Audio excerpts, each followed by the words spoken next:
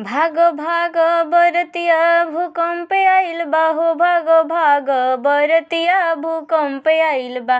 भागो भागो बरतिया भूकंप आइल बा हो, भागो भागो बरतिया भूकंप आइल बा। सासाराम के ठेला पकेला बेचाला, सासाराम के ठेला पकेला बेचाला।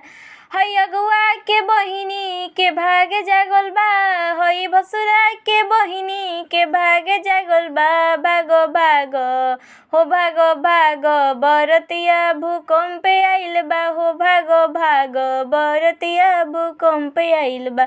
हई करगहर के ठेला पकेला बेचाला, मऊ के ठेला पकेला बेचाला।